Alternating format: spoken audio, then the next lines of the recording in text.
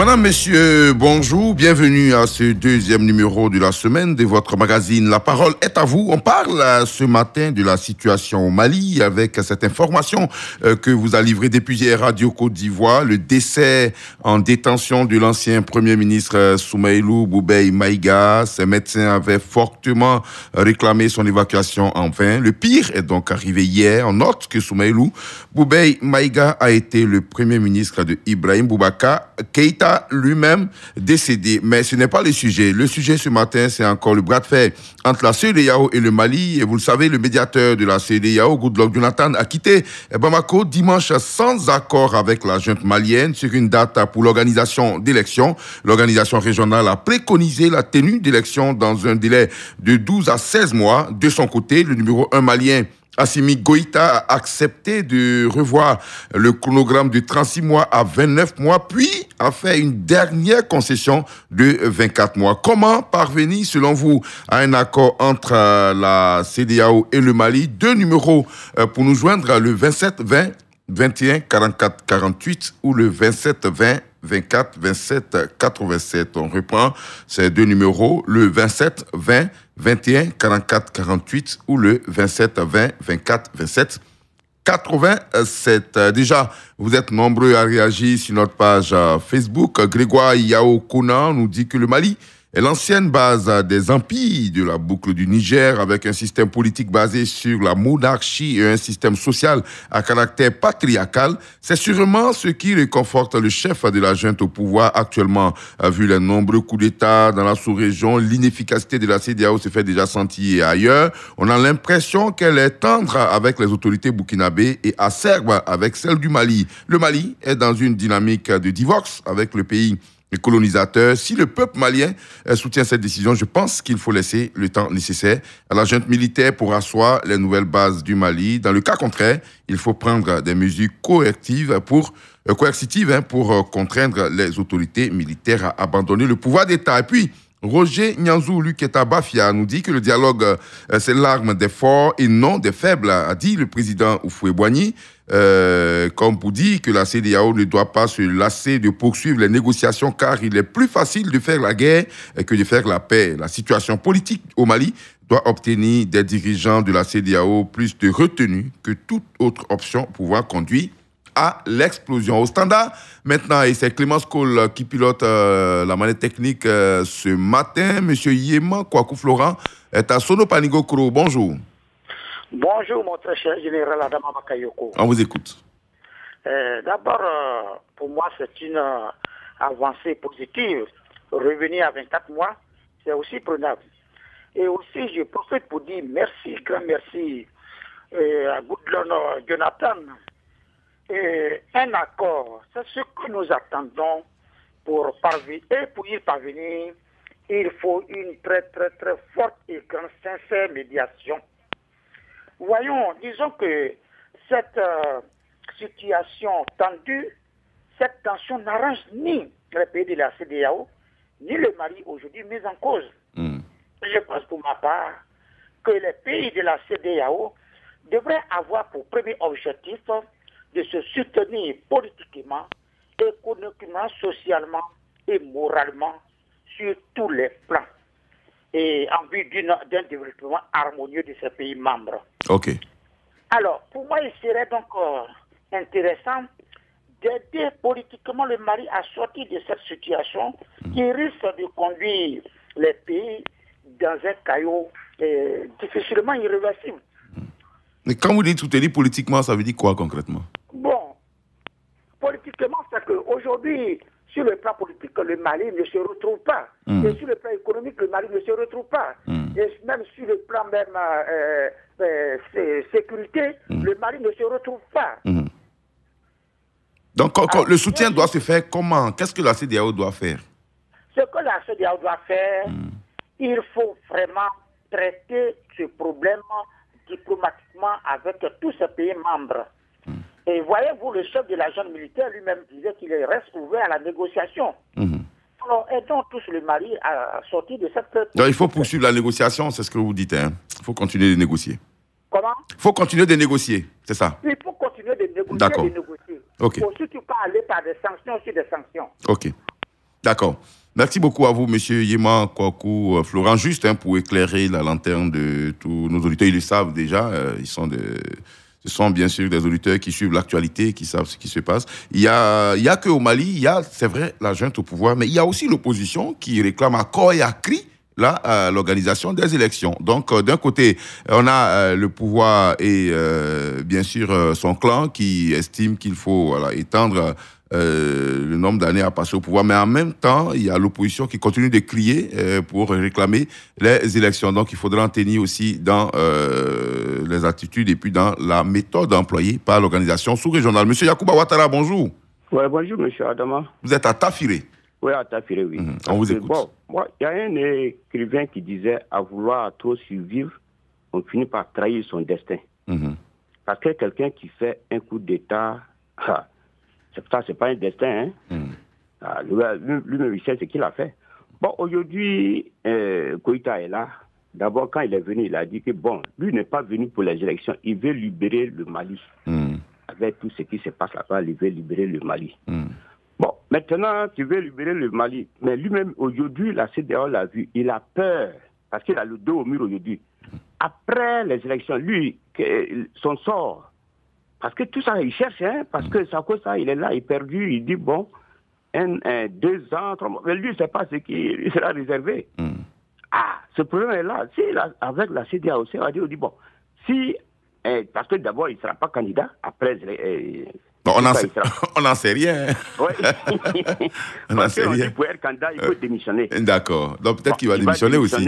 Il sera candidat. On ne le souhaite pas. S'il échoue, son sort.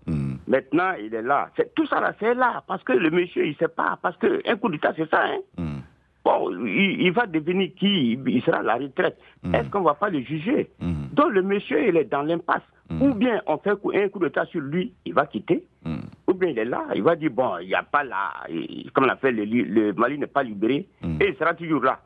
Mais qu'est-ce que la CEDEAO doit faire dans ces conditions? La CEDEAO doit vraiment lui dire, après ça, si on fait les élections, bon, on ne va pas te juger, bon, on va te mettre à... Lui donner des garanties sur voilà.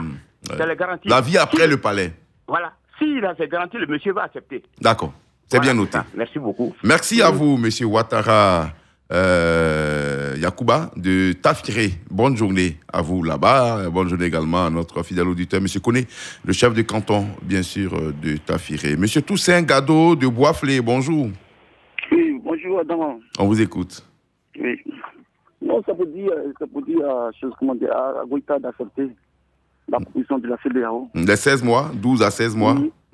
Oui, d'accepter la proposition de la CEDEAO. Parce que où il est là aujourd'hui, combien de pays de la CEDEAO qui ne sont pas avec lui?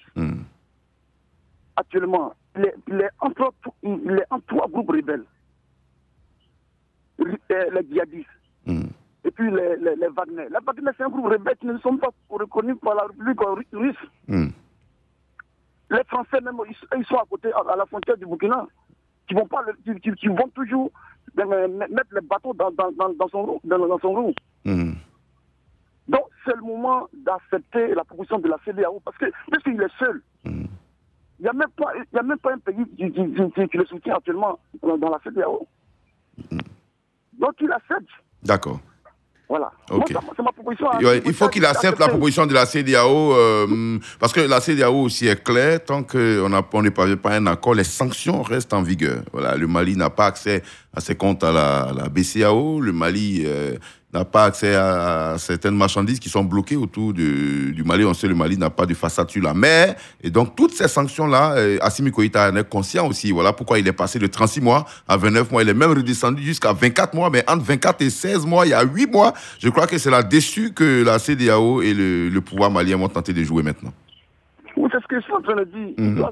Il doit accepter. Ça, c'est obligé. Il accepte les 16 mois, et puis on lève les sanctions et on va aux élections.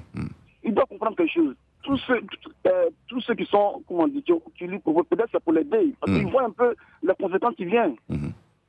Puisque abandonner un pays colonisateur, c'est pas facile. D'accord. Voilà. Merci beaucoup. Ok.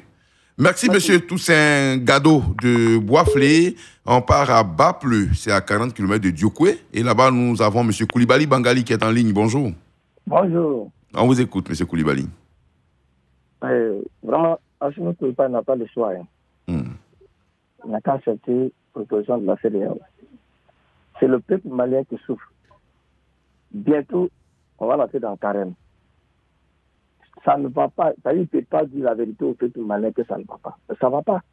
Tu ne peux pas faire parler avec les Occidentaux et puis en même temps tous tes voisins. C'est pas facile.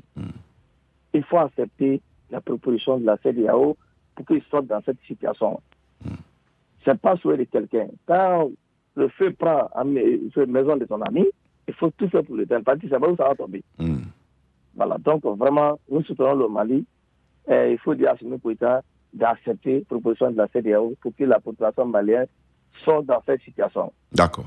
C'est bien noté. Monsieur Koulibaly Bangali de Bapleu, je rappelle que c'est une localité qui est située à 40 km de Diokoué. On reste à l'ouest de la Côte d'Ivoire. On était bien sûr à Diokoué, on part à Bangolo, c'est pas très loin, à une quarantaine de kilomètres. Monsieur Boun Daniel, bonjour. Bonjour la radio, bonjour toute la Côte d'Ivoire. On vous écoute. Vraiment, cette situation perdue, et je crois que la CEDEAO, en allant vers ces personnes, il faut aller en faisant des concessions. Mais quand on va vers quelqu'un avec des sanctions en main, vous voyez que le monsieur, il a des raisons d'avoir peur. Il a des raisons de se soucier de son après-palais.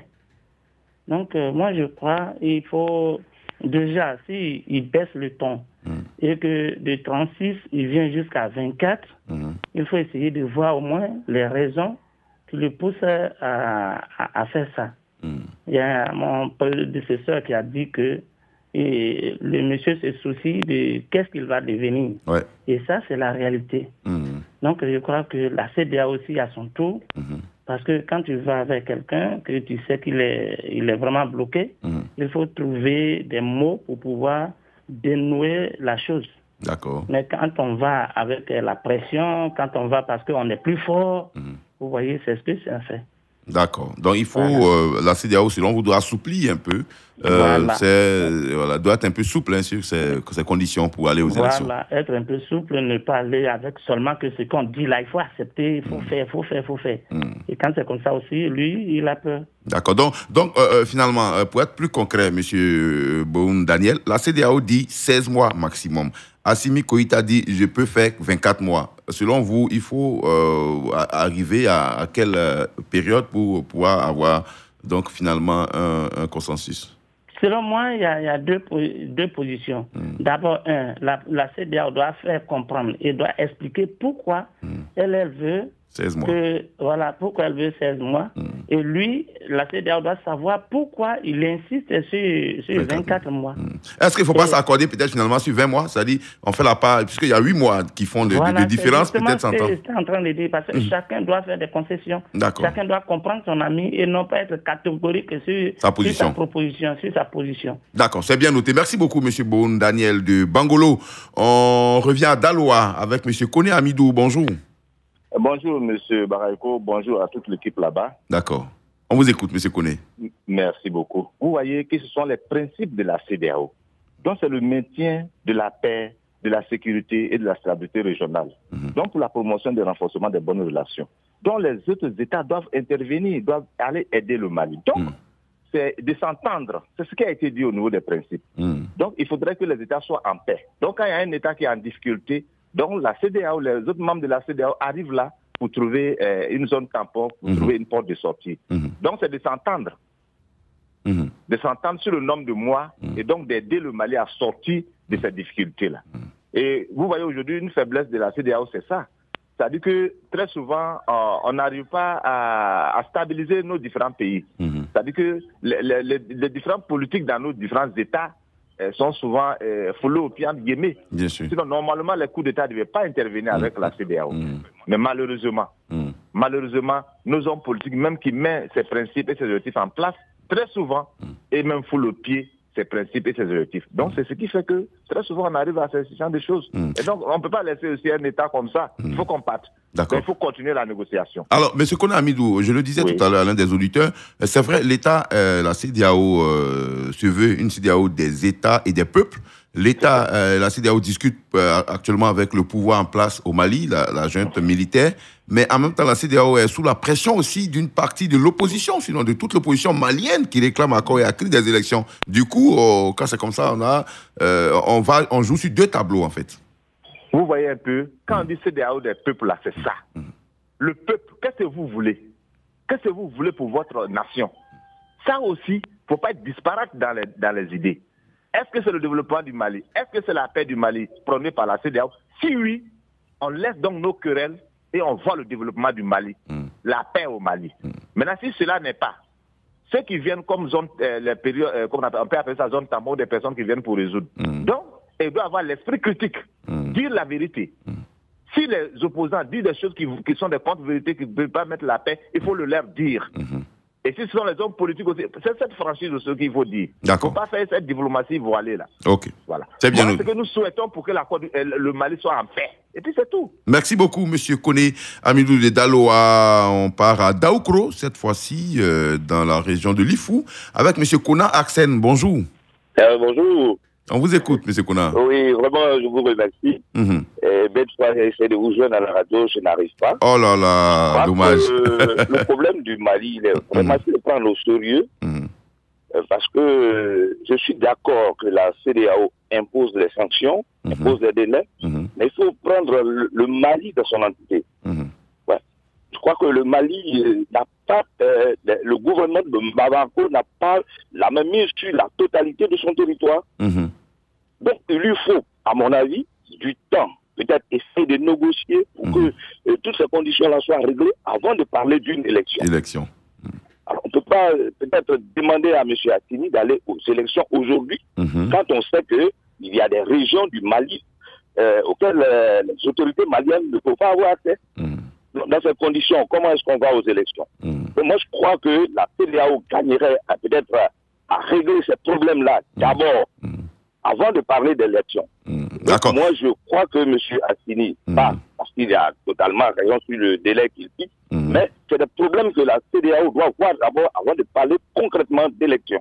Alors, M. Konan, vous ne souhaitez pas, par exemple, qu'on donne un délai? On dit, bon, OK, dans 16 mois, on va aux élections, mais voilà un chronogramme. D'abord, on va sécuriser, on va aller dans les localités, on va rétablir, on va ramener l'administration centrale, et petit à petit, le chronogramme est contenu finalement dans le délai qu'on donne. Vous attendez d'abord qu'il y ait définitivement, le Mali soit définitivement sous contrôle du pouvoir de Bamako avant de penser aux élections? Non, mais quand je le dis, c'est y compris cela. Moi, je crois que le temps que M. Assini demande là, c'est pour pouvoir régler et s'échapper ces problèmes-là. D'accord. OK. Parce que dès que la crise est venue, automatiquement, on a brandi les sanctions. On a imposé les sanctions. Il y en a du peuple malien. Et quand, c'est vrai, tout le monde parle aujourd'hui sur les réseaux sociaux, vous voyez que la grande majorité du Mali soutient cette junte au pouvoir, comme on le dit. D'accord. Donc moi, je crois que la CEDEAO gagnerait. Nous sommes tous... La CEDEAO est créée pour le bien des populations. OK. C'est bien noté. Je ne voudrais pas que cette population-là soit bâillonnée pour cette histoire, alors que moi, je pense qu'il faut du temps pour que cette élection puisse être organisée dans un cadre idéal, bien propre, et que tous les Maliens puissent participer à cette élection. D'accord. Monsieur Konan, donc si on comprend bien, vous êtes d'accord pour les 24 mois, que la CEDEAO accepte les 24 mois que propose Assimi Goïta? Oui. OK. Merci beaucoup. Bonne journée à vous à Daoukro. Direction Issia avec monsieur Kwame Kwadio Lazare. Bonjour. Bonjour, monsieur. On vous écoute. Concernant le problème du Mali, vraiment que la CEDEAO passe avec beaucoup d'eau dans son bain. Un militaire qui est au pouvoir, il vient faire un coup d'État. Et on les sanctionne partout. Les sanctions, quand on parle des sanctions, et on dit non, il faut céder le pouvoir, c'est vraiment difficile. Il faut aller dessus. Alors lui, il a dit 36 mois. Allô? Oui, on vous écoute. Un peu difficilement, mais allez-y quand même. Il a dit 12 mois. Il revient jusqu'à 24 mois. Vous ajoutez 4 mois. Vous dites 16 mois. En gros, il a enlevé un an. Un an, c'est déjà trop. Et puis les sanctions, on sanctionne et on dit non, les opposants veulent qu'on aille aux élections.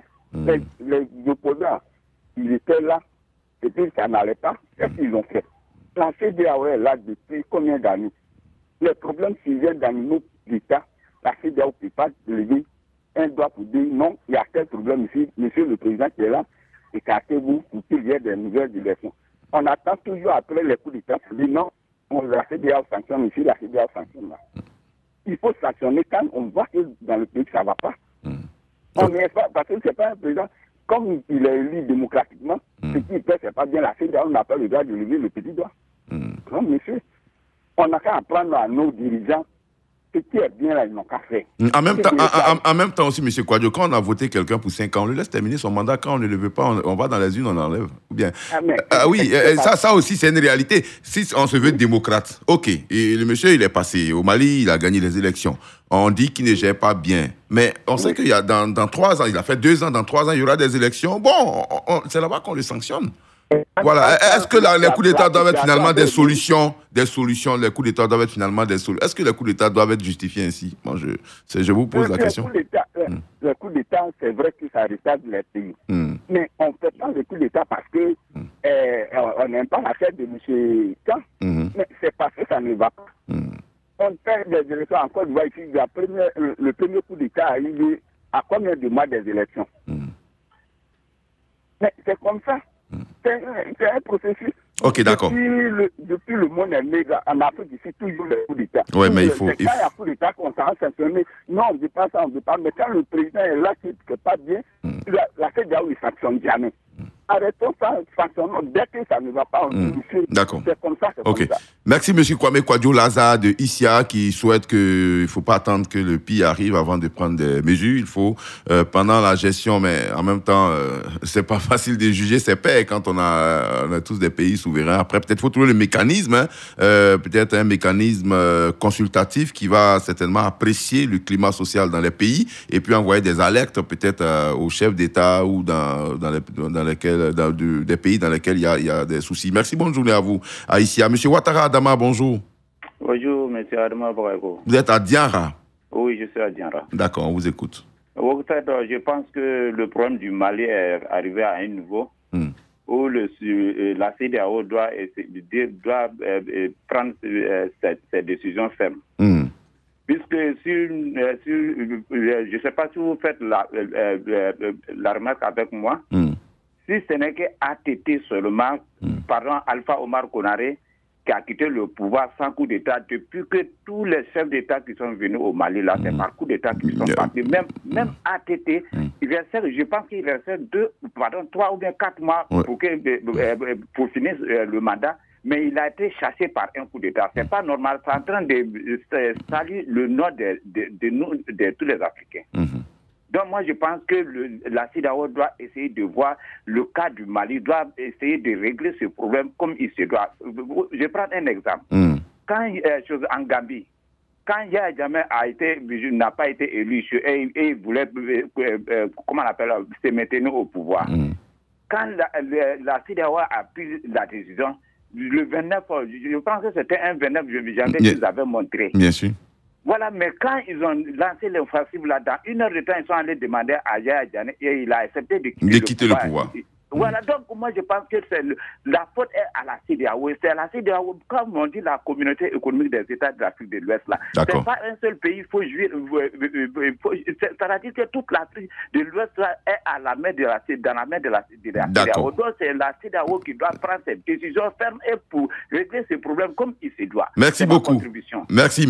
C'est avec vous qu'on va refermer rapidement quelques commentaires sur notre page Facebook. Bonsoir, c'est Rémi. Je pense que l'accord n'est plus loin entre les deux tendances et la CEDEAO aurait dû accepter les 24 mois proposés par la junte militaire pour sortir définitivement de cette crise. Je pense qu'à la prochaine rencontre, les deux parties trouveront une solution et la CEDEAO pourrait assouplir la souffrance des Maliens. Niamini Boussou-Hyacinthe, la CEDEAO devrait accepter cette nouvelle date et demander un chronogramme clair pour aboutir aux élections. Il faut arrêter de faire souffrir le peuple malien et d'ailleurs ceux qui commercent avec le Mali. On anticipe sur les problèmes au lieu de faire semblant de les résoudre. Et puis Boubacar Koné, la CEDEAO a fait un bon boulot. Les sanctions ont porté ses fruits. Pour une fois, la junte a revu sa copie. C'est une décision raisonnable. Les négociations doivent continuer comme d'habitude. Et puis Dosso Vassougou de Azaguier, On dit que la crise au Mali doit être beaucoup analysée par les pairs de la CEDEAO. Les actions menées par le médiateur Goodluck Jonathan sont à saluer. Et puis, je souhaiterais que la CEDEAO s'accorde avec la junte dans un temps raisonnable pour l'organisation des élections. Rapidement, on va saluer bien sûr cet auditeur qui nous suit, un fidèle parmi les fidèles. Il est à Port-Boué, vers l'aéroport. Monsieur Nizako voilà, Zadi, qui ne manque pas en tout cas une seule émission de Radio Côte d'Ivoire. Merci. Et puis, encore un chapeau apparemment. Patrice Baumel nous a attendu après notre coup de gueule d'hier concernant Konaté. Karim, le petit poussé de la SEC Mimosa, vient d'être appelé en sélection. Voilà, c'est ce qu'on attendait de cet entraîneur-là. Il faut donner la place qu'il faut aux méritants. Merci, bonne journée. Rendez-vous demain matin. Radio Côte d'Ivoire, Abidjan, 88.fm.